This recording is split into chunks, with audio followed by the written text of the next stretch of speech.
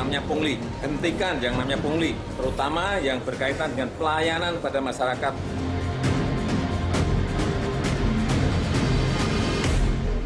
Pungli atau pungutan liar biasa disebut sebagai penyakit yang hidup memang di tengah-tengah masyarakat kita. Korbannya bisa supir truk yang kerap berlalu lalang di Pantura Jawa hingga keluarga atau warga yang meninggal dunia. Kapolri Jenderal Polisi Tito Karnavian menegaskan lembaga yang dipimpinnya akan mendukung perang terhadap pungutan liar. Mari kita simak pernyataan Kapolri berikut ini. Tapi jangan salah, internal pun juga sudah saya sampaikan kemarin, internal pun kita lakukan juga operasi pungli ya. Pak Kapolri nanti bisa menjelaskan.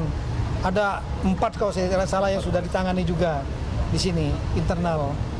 Nah, jadi ini akan terus berlanjut dan saya akan video konferensikan dengan seluruh Kapolda. Saya minta kepada seluruh Kapolda membentuk tim untuk melakukan operasi pemberantasan pungli (OPP) yang sasarannya layanan publik.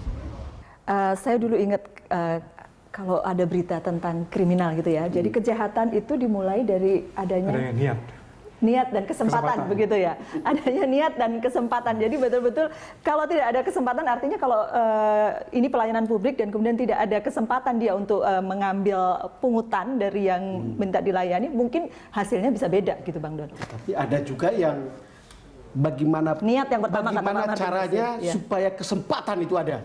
Iya. Walaupun tidak ada niat, tapi kemudian dibuat sedemikian rupa sehingga itu ada kesempatannya. Itu juga ada. Itu tadi yang dibuat oleh orang yang punya kuasa pada umumnya. Jadi saya tidak punya niat untuk menyuap, tapi kesempatan itu ditutup sedemikian rupa, sebetulnya bisa ditutup, tapi kemudian dibuat sedemikian rupa untuk kemudian ada kesempatan. Kira-kira begitu. Itu kan kita tidak ada contoh klasik. Coba kalau kita ambil SIM baru, ikut ujian. Kenapa contohnya selalu itu bisa nggak lulus?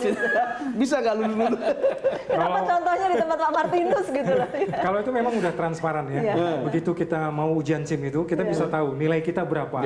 Jadi ya memang yang bagi mereka di bawah nilainya 50 tidak diluluskan. Itu yang kadang-kadang mereka bisa 2-3 kali bahkan. Tapi saya ada ini Pak Antar gini.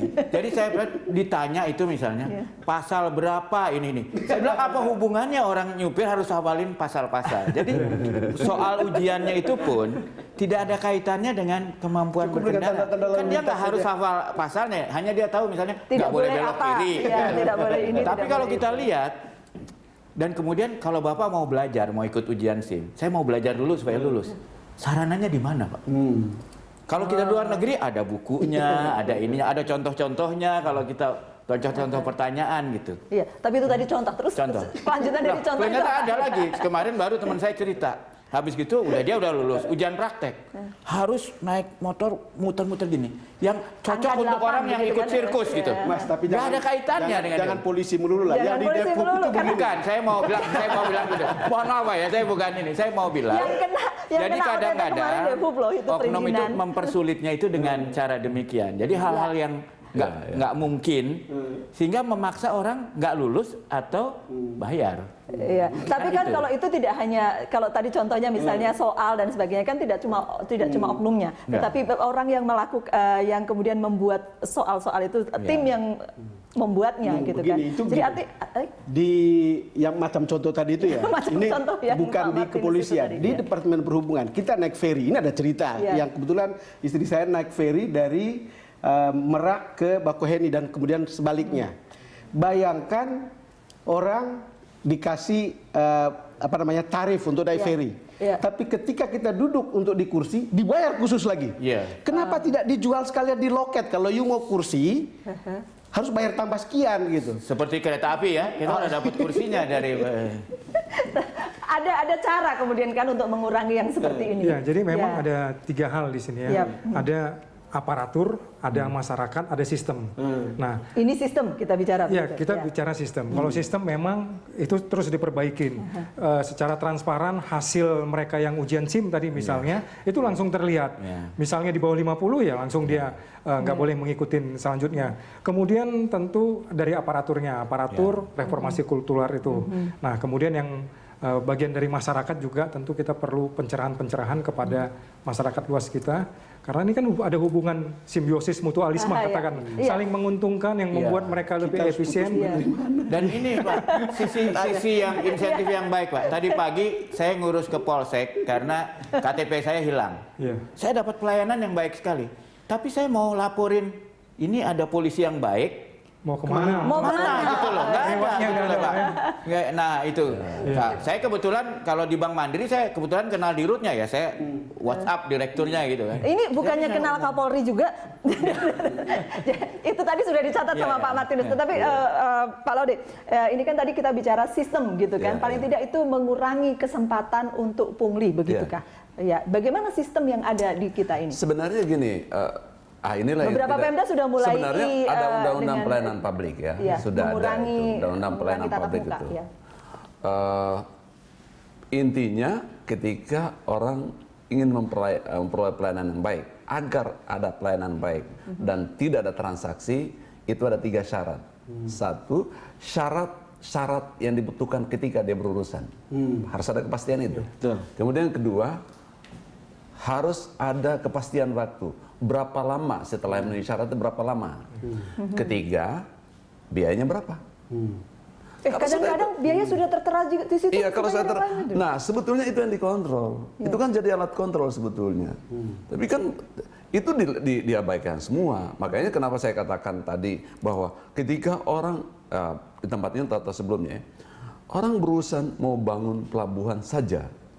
Itu teman saya sekarang bekerja sudah setahun mempersiapkan ini, dia bayangkan paling cepat 3 tahun lagi. Oh, iya, itu investasi. Ini lamban sekali dan costly, high cost.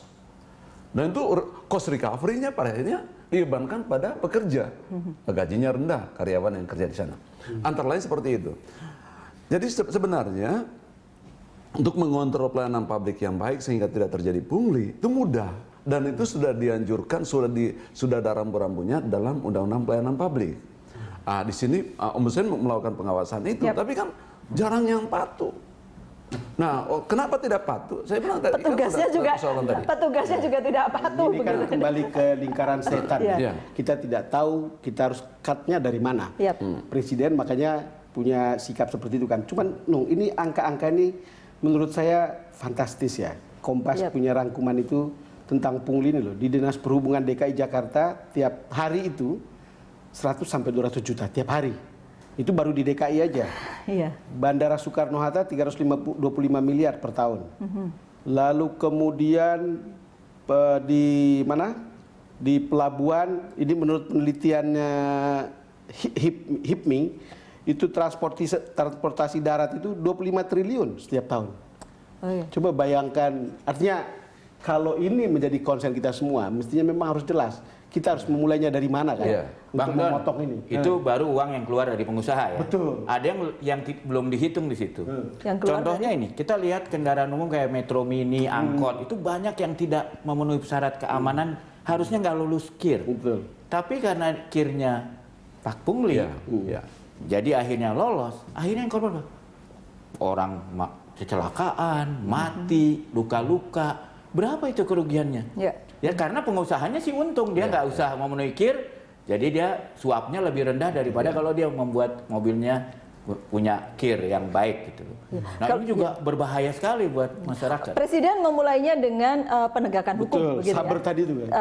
Kemudian sapu bersih. Presiden memulainya dengan penegakan hukum, sesudah itu harus ada sesuatu kan, atau dibarengi sesuatu, tidak bisa kemudian didiamkan saja. Oke, semuanya tindak gitu. Saya nggak, kalau semua itu doang tidak. Kalau saya belajar dari di Pemda aja ya, kita kan punya laboratorium kira-kira 500 pemerintah daerah. Mengapa ada daerah-daerah yang pelayanan publiknya bisa bebas pungli? Bagus. Kalau kita lihat, nggak usah jauh-jauh Jakarta. Tapi kan sekarang Pak Ahok sendiri bilang gaji terendah di Jakarta kan 13 juta hariannya. Nah, kalau gajinya memang begitu, melanggar, tidak melayani dipecat, saya kira juga akan baik. Jadi nggak bisa satu sisi aja. Dan saya setuju, Kapolri juga ngomong gitu kan, di polisi juga nggak bisa hanya tindak, tapi juga harus ada insentif. Kalau yang baik itu bisa hidup dengan layak, bermartabat dan seterusnya. Itu juga harus pikirkan. Pak Martinus. Ya, saya kasih contoh aja misalnya ya. Sebelum sekarang ya, kalau sekarang udah sangat baik sekali pemberian dukungan-dukungan terhadap operasional. Sebelum-sebelumnya itu kan tidak ada dukungan operasional, misalnya mengumpulkan masyarakat di satu polsek misalnya. Tidak ada dana gitu ya? Iya. Oh, nah, itu kan diperoleh dari mana? Akhirnya ada yang minta ke pengusaha atau yang dikumpulkan dari para kanitnya. Kanitnya dari mana? Dari. Nggak mungkin dari gajinya kan? Masa gajinya diambil buat kegiatan? Itu yang saya katakan tadi sudah jauh berkurang sebenarnya untuk praktek-praktek penyimpangan. Tapi memang komitmen kita untuk terus melakukan penindakan lah terhadap hal yang seperti ini. Di bagian pelayanan dibereskan begitu artinya ya, aparatnya dan juga sistemnya begitu ya. Dan kemudian bagaimana membuat masyarakat juga aware bahwa jangan pungli sekarang ini. Kita akan bahas sesaat lagi ya, kami akan kembali untuk Anda.